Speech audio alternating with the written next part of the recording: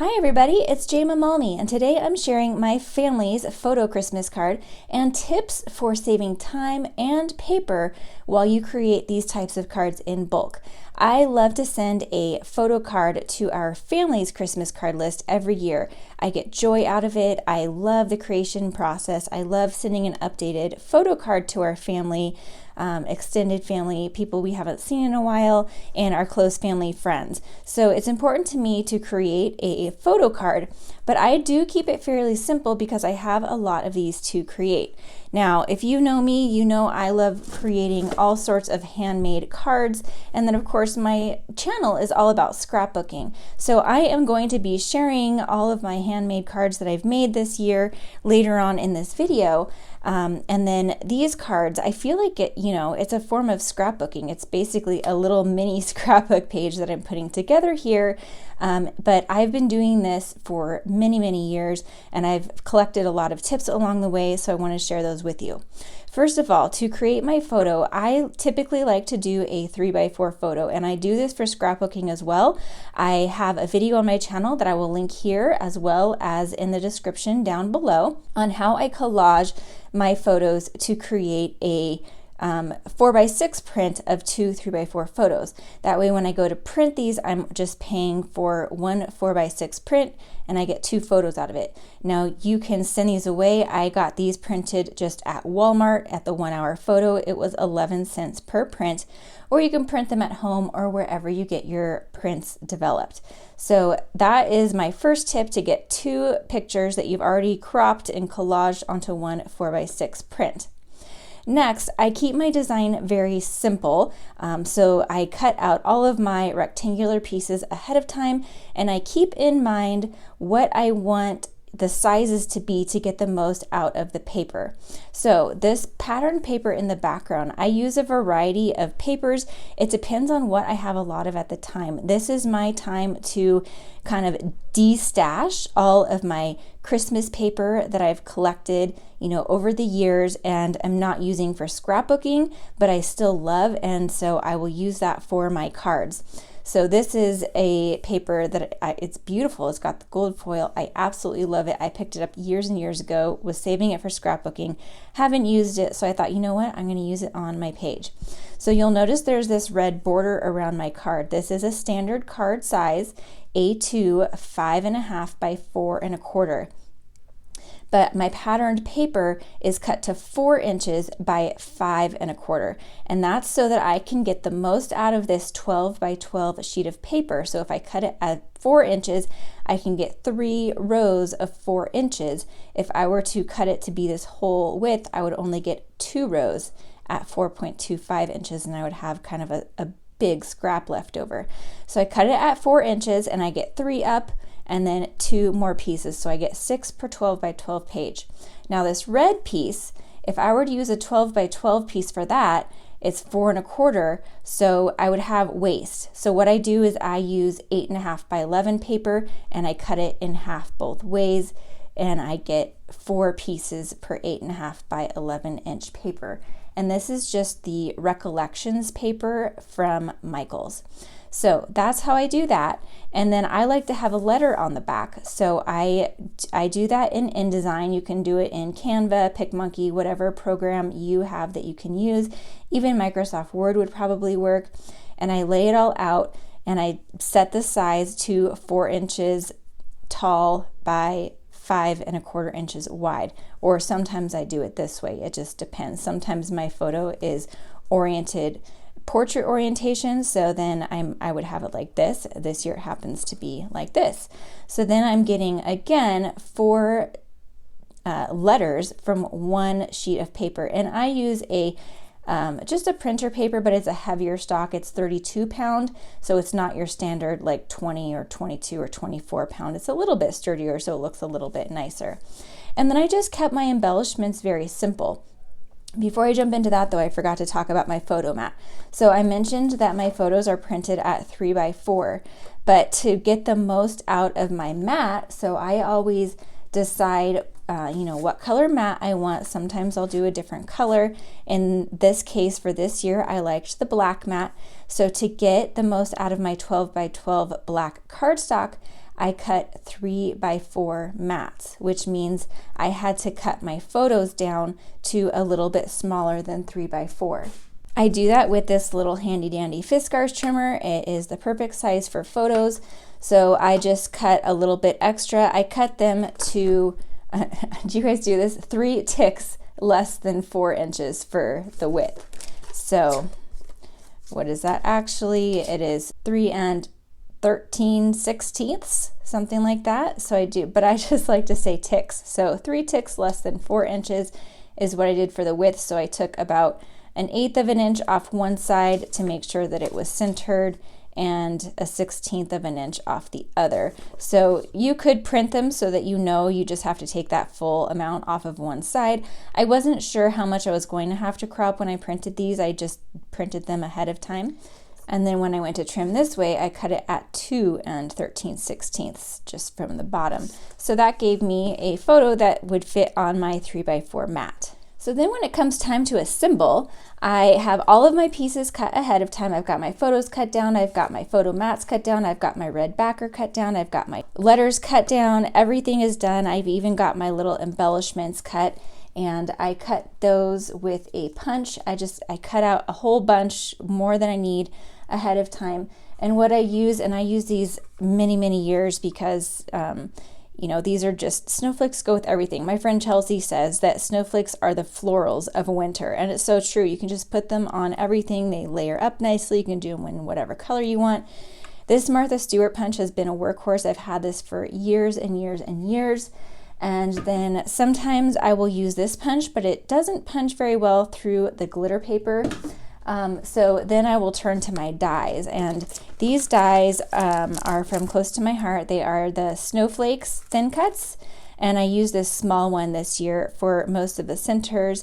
I try not to do die cutting for these mass-produced cards because it is more labor-intensive. The punches do save time, but in this case, I really liked the look of that, and I didn't want to hassle with the snowflakes.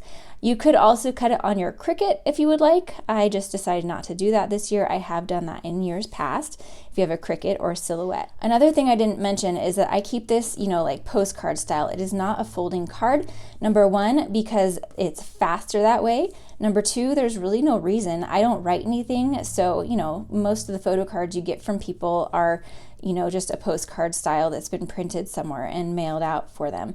So I just keep it postcard style. That way I get 2 cards out of my base extra. Then I get 4 per sheet instead of 2, and then it saves me folding time and assembly time. It's just worked out really well when I started doing this. So I'll put my letter on all of them. I'll mount my photo on everything, and then I'll go through and I'll take my letter mounted photo. I'll put pretend this is your pattern paper. I'll put my pattern paper on. So then I've got my photo that I put on, and then I add my little embellishments with some liquid glue.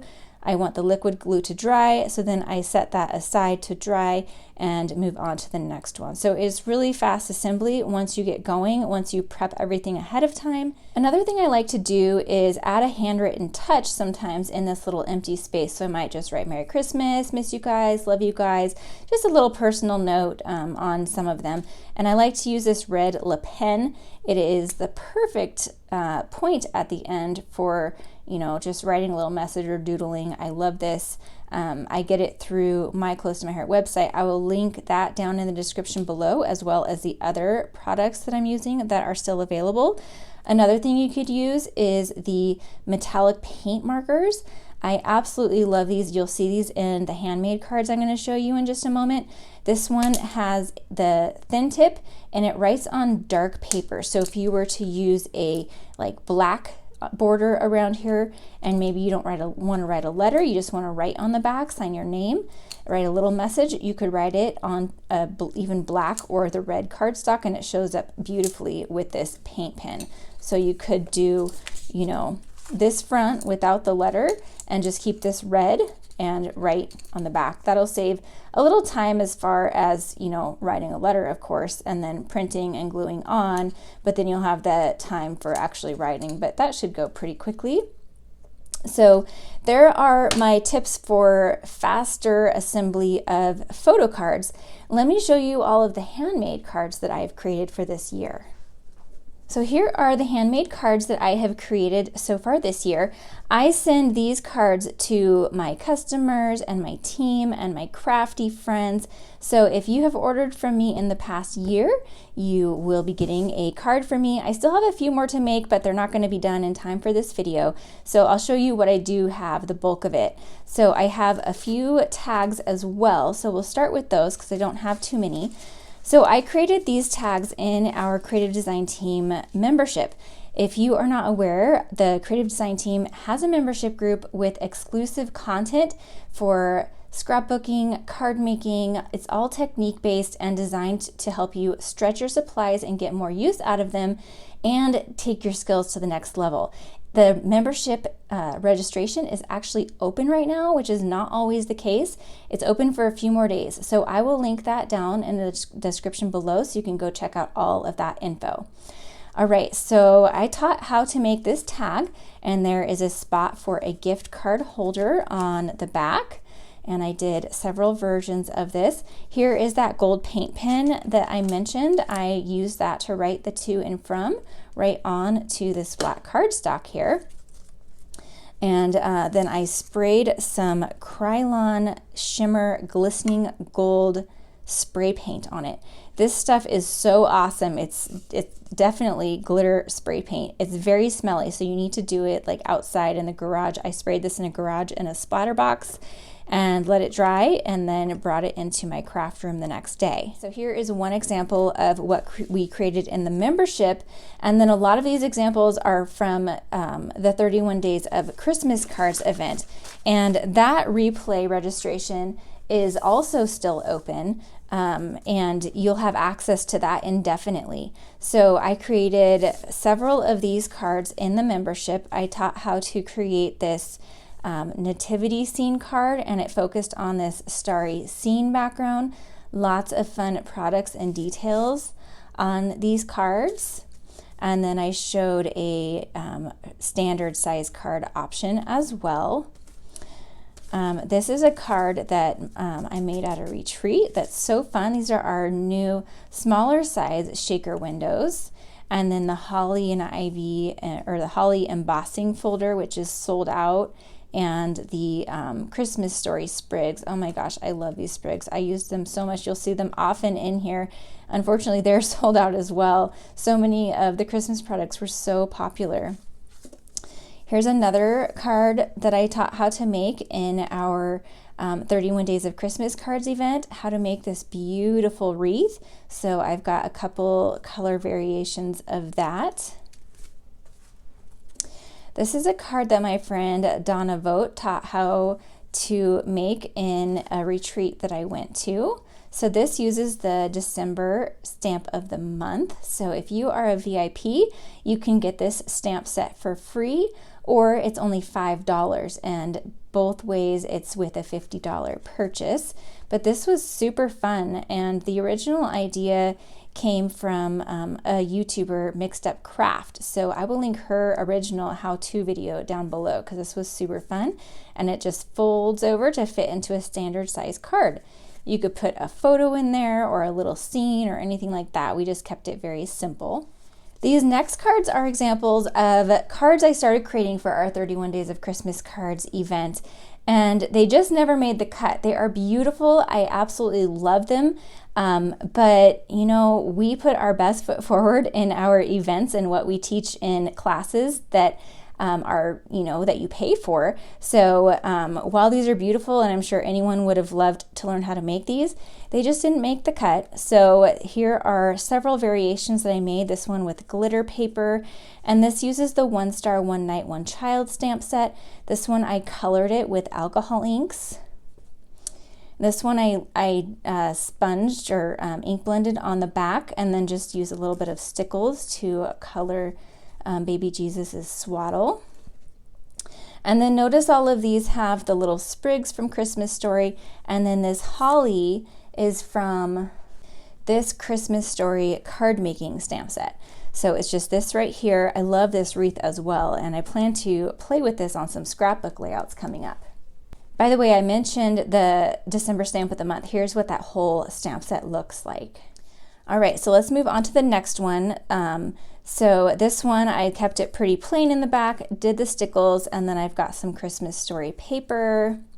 This one, I used the Stickles glitter gel in the background. I masked off the center part and used that gel with the little confetti stars and glitter in it. Hopefully the shine is picking up.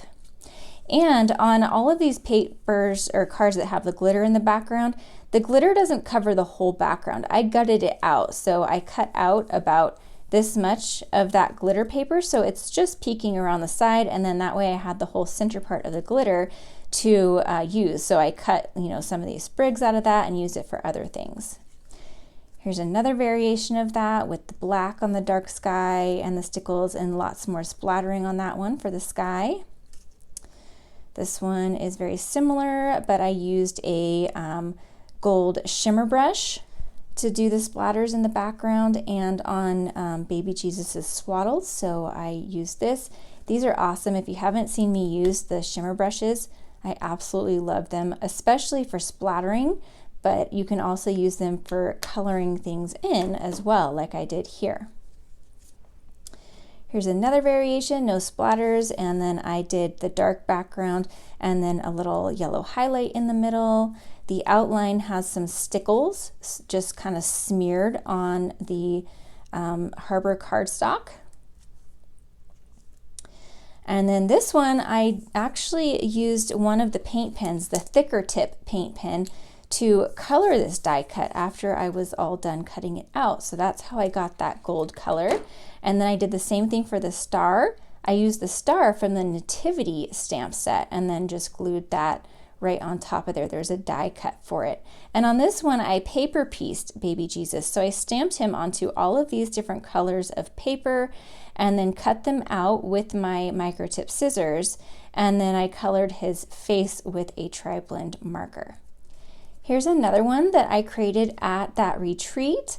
It was a team retreat that I went to last month. And so all of the members of our team all created a card and brought card kits for everybody to create. So we created a bunch of cards, and this was done by my friend Lisa, and she's the one who introduced me to this glitter spray paint, and she used it on these trees. She sprayed them ahead of time, so of course we weren't all spraying it in the room. But isn't that beautiful, that shine? This Christmas tree is from the Christmas Story scrapbooking set. So you get the stamp and the die. This one also has a star with a thin cut, so you could have used that on this as well. But I actually used the star from this nativity set on that last card. It's got just the die cut for the star. And then here's that whole nativity set that I used in a few of those cards at the beginning. This is a super fun card, would be perfect for creating a gift card holder. So there is a die set in the catalog called To Go Cup. And you can add the dome lid like this or the hot cup lid that, is shorter and is like, not the domed lid. And it's just so cute. So I could add a gift card in here and use the gift card die to make those little half circles to hold the gift card. This die that goes around it is meant to go all the way around and be a band that slides off and on, but I didn't want to have to hassle with the sliding, so I just cut one end so that it just opens, but it still looks like it's on there. And this sentiment is from this stamp set here. It's called Let It Snow, and it's designed to create a snow globe that will go with that new small size of shaker that I showed you earlier, but it also fits perfectly on here. This is the card that I created for that retreat for everybody to make. So I used all of those little sprigs from the Christmas Story card making workshop that I've used many times in all of my cards, and then just kept it very simple with a little bit of paper from the Christmas Story pack. This is using that holly embossing folder again, and then I used that same gold shimmer brush to color just the berries on there. You could color more, but I just wanted to keep it, fairly simple. I just added a little bit of pine glitter paper. That pine glitter paper is just so pretty. I hope the camera's picking up. It's like multifaceted.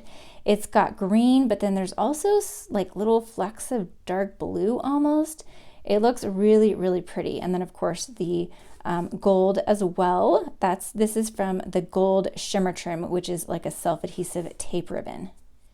These are a couple of other cards I taught how to make in our 31 Days of Christmas Cards event. This uses a couple of stamp sets, but mainly this freshly baked scrapbooking set. So scrapbooking sets are good for card making as well, and vice versa. The card making sets are great for scrapbooking. So I love mixing and matching all of my stamps and getting more use from them. This is a variation of a card that Julie taught how to make in our 31 Days of Christmas Cards event. She walked through exactly step by step how to create this fun pull tab card, and she added extra layers to the die as well. And there are several variations that I made. These are different from what she did because I didn't have the stamp set she made. But just another example of how you can take an idea and use the supplies that you have. And that's what we try to teach in our membership as well as all of our other events is using the supplies that you have. We'll teach you the techniques, but then we share lots of ideas for using those techniques, not only for the project we taught, but how to translate them for other projects as well. And then we had a lot of negative pieces from that card. So I just created these very simple, elegant cards. I thought, you know, there's so much sparkle and detail. They really didn't need much else than a sentiment. But then I added this stitch detail around also just for a very simple, elegant detail to this card. And this is from the stitched background is from the same die that this background is from. So again, I will have everything I've used that's still available linked down below.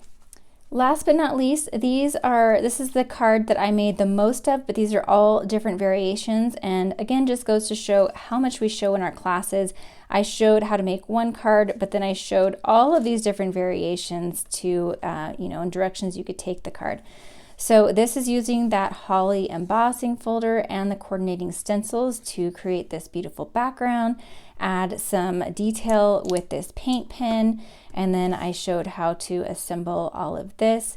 But it's a very timeless design, this diagonal cut here, and it's a 2-for-1. So you get this side and this side, right, for your cards. You can orient it any way you want. So that one I've got the sentiment on the left. This one I've got the sentiment on the right and the designed paper on the left, different colorways.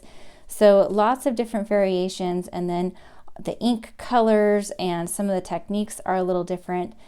This one doesn't have the angle, it's just cut. And I did it a little bit less than halfway, so then this one's a little more than halfway, the other side of that, just because it's a little more pleasing to your eye to have things off center. This one doesn't have that poinsettia, so just another option where you can use even patterned paper to create a very simple and elegant card. Here's another color combo. This one has different color splatters, and then I used stickles in the middle instead of gems. Another color combo and variation. So lots of different ways that you can use this design, and think of all the different stamps and dies that you have that could create your focal image here, and use any patterned paper over here or any embossing folder that you have, or create your own inked background. So many options. This one's just monotone, the monotone background with the gold details. I painted these sprigs with that paint pen, so they were cut in just a colored cardstock, so Toffee cardstock, and then I colored the top with that gold paint pen. And then here is the last option. So I hope this gave you lots of great Christmas card ideas. If you're not already following me on Instagram, be sure to follow me over there because I have posted all of these already, so you can get kind of a sneak peek before I do a video sometimes. If you enjoyed this video, give it a thumbs up to let YouTube know. And here's another video on the screen that is Christmas related that I think you might enjoy. Thanks for watching. Bye.